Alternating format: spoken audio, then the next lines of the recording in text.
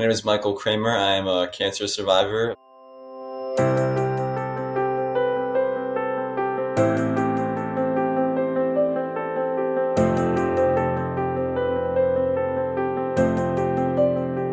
Bone marrow transplant recipient. I live with chronic graft-versus-host disease. I am a social media influencer. When you're feeling stressed, overwhelmed, tired, anxious, or sad, one of the best things you can do for yourself is go outside, take a walk, get in nature, and breathe some nice, fresh air. An author, I lead a support group, and my mom and I, we do a lot of work together in the cancer community. We have a podcast together, we speak together, and we both lead support groups actually. So we're like a team, Michael and Mom. We actually have a website, michaelandmom.cancer.com. So around March of 2020, when the COVID lockdown was hitting us in Miami, that's where I live, I was really tired. I was home from school, home from college. I was actually an athlete at the time, very athletic, and I was not feeling my best. I was sleeping a little more, getting up a little later, not getting up in the morning like I usually would, just feeling kind of like an exhaustion that I thought was maybe a sadness from being so isolated. And for a few months, it kind of dragged on with no severe symptoms up until I would say early July, end of June, when I really had bad night sweats and a few fevers. It came and went, and my mom and I was with my mom at the time, and we decided that I needed to see my family pediatrician because she had been seeing us forever. She looked at me, she did some blood work, and she said, "Okay, I'll call you in a few days when we get the results. You look good, I'm not really too worried." She called me in a few days. She told my mom and I that I had to go meet with a specialist at this other hospital that she was good friends with. So my mom and I, we went to this hospital, this doctor, we met him at Nicholas Children's Hospital. So I'm in Miami, and I was going to a pediatric hospital at 19 years old. So the doctor looked at me, he did some blood work, he didn't really like what he saw. So he decided to do a bone marrow biopsy on me the next day to test, I guess, for cancer. And at the time, I wasn't even thinking cancer because I was so young and I was in my like athletic prime. I mean, I've been getting myself in great shape. I was in college. I was doing all these things. I never thought cancer. And I don't know how my mom and I didn't think cancer because we lost my father to cancer 4 years before this. It was a shock when we got the results from the biopsy and the doctor walked in and basically told me that I had leukemia or lymphoma. And immediately we were being taken to the sixth floor of the hospital, which is the oncology unit.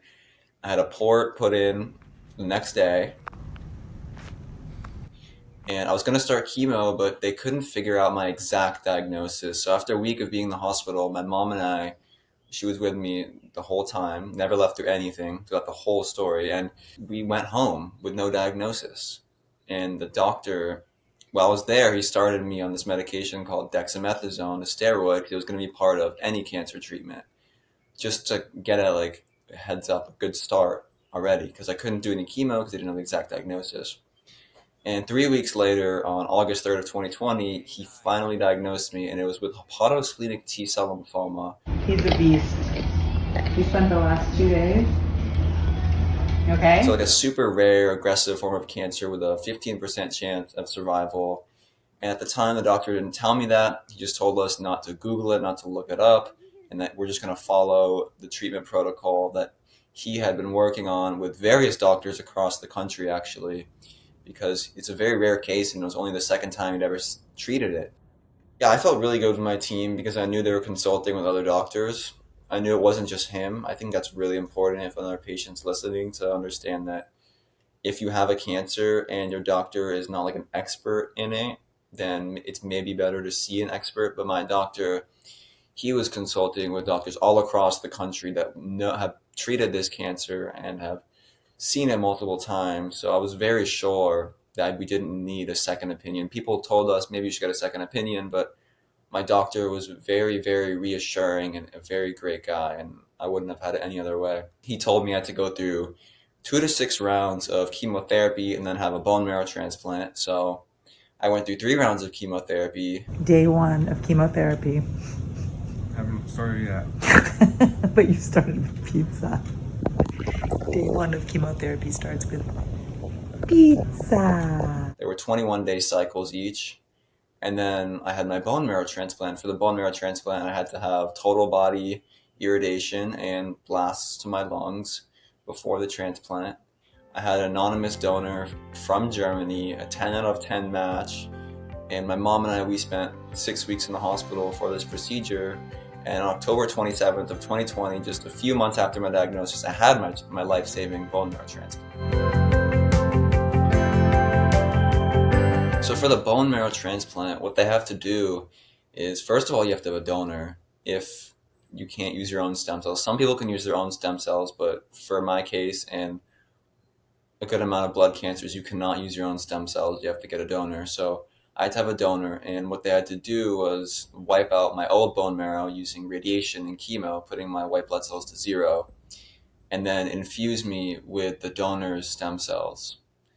And that's a process. And then those white blood cells that they give you, well, the donor stem cells, they have to engraft in your body over time. And slowly, while you're in the hospital, you have no immunity. So you have to be very, very careful. And like, you can't have any visitors. You can't leave your room. There's a lot of rules and regulations. Breathe, babes. Breathe. Oh my gosh, your first time outside. Even once you're discharged from the hospital, you have to live in the bubble for a good few months because you still won't have really much of an immune system.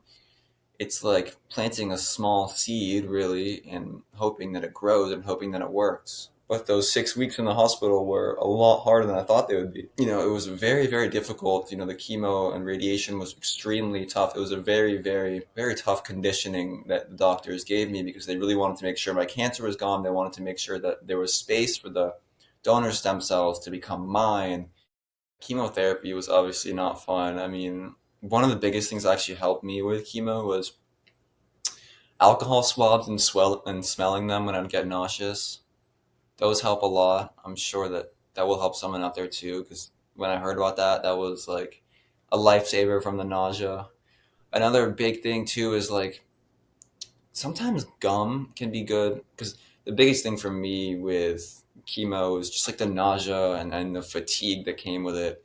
And nausea was really annoying. So just like gum and little things to chew on that are going to get that nasty like taste out of the back of your throat and your mouth when you're really nauseous. Just like little things to chew on. And a lot of times you can't eat like full meals. So really just eating what you can during chemo is very important. Like if you want to eat unhealthy during chemo, like some people are going to tell you to choose a certain diet, but food is food. And when you need to eat, you need to eat.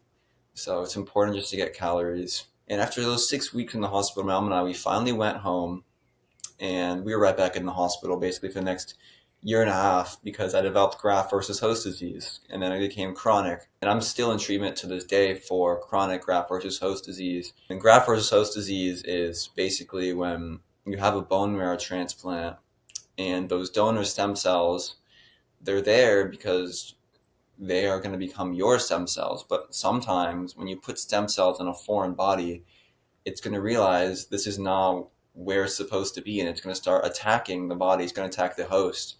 So unfortunately, for a lot of people, they develop GvHD and it becomes chronic. And that was one of those cases, and I still am, where the host said, okay, this isn't the guy from Germany anymore. This is some random guy, and this body is foreign to me. So I'm going to start doing what I do, which is fighting things that are foreign. Wow. I have a lot of side effects from treatment. One of the biggest things is I have lost a lot of my appetite. I have lost my muscle. There's so much like I can't do that I used to do before because of the treatment I was on, the steroids.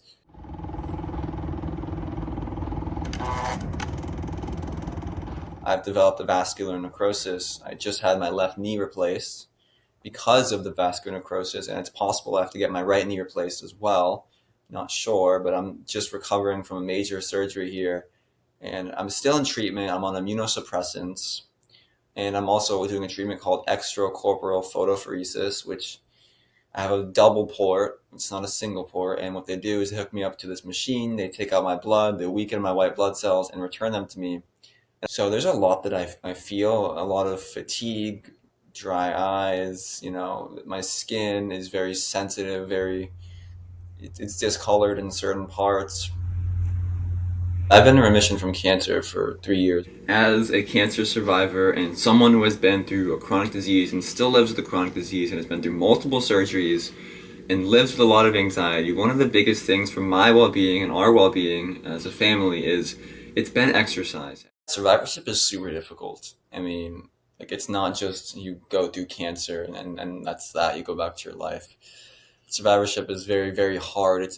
It's interesting because you're so blessed to call yourself a survivor, because not that many people are as lucky as we are as survivors. But there's a lot that comes with it. You know, there's a lot of PTSD. There's a lot of health issues that result of it, as clearly you can tell. There's lots of complications, and it's also hard to just have that fear in your mind of having to go through cancer treatment again or having to relapse.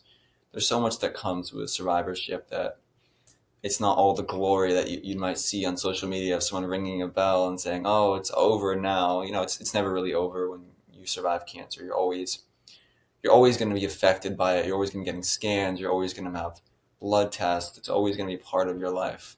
Going through cancer, one of the biggest things is I'm very skinny now. I can't really eat like I used to. I don't have the same body I used to. And I think it's about understanding that sometimes you can't go back to the person you were before cancer, and that's okay, because you're going to be a different person, a better person. And I think it's very important to just take the lessons you learn and just keep them with you. You know, don't forget what you're going through and why you're going through it. It's not easy going through cancer. It's horrible. And at the end of it, you're left with a lot of scars physically and mentally, but you can always turn it into a good thing. Like, bad things are not always just bad things. They happen for a reason. Maybe it's a wake-up call. Maybe it's a calling to help others. And that's the way I've seen it. That's why my mom and I make the content we do, is because we want to help others. We know what it's like and how bad it can make you feel and how isolated. So I just want people to remember that also you're not alone. There's so much support out there. Like, there is so much support. There are so many apps and there are support groups and there's people you can connect with online. Like, you should never have to feel like you're isolated when you're going through cancer. There's a lot out there. For those watching, my message is just, you can't really control what's going to happen to you in life. The only thing you can control is how you react to it. And that's really what matters, because after my transplant, I thought I was going to be okay. I thought I would go back to doing everything I was doing before, but no. And I'm still in treatment. I was in the hospital yesterday getting treatment. I'm going Friday. So it's not easy, but you have no choice. You just have to push through and keep going for you and the ones around you.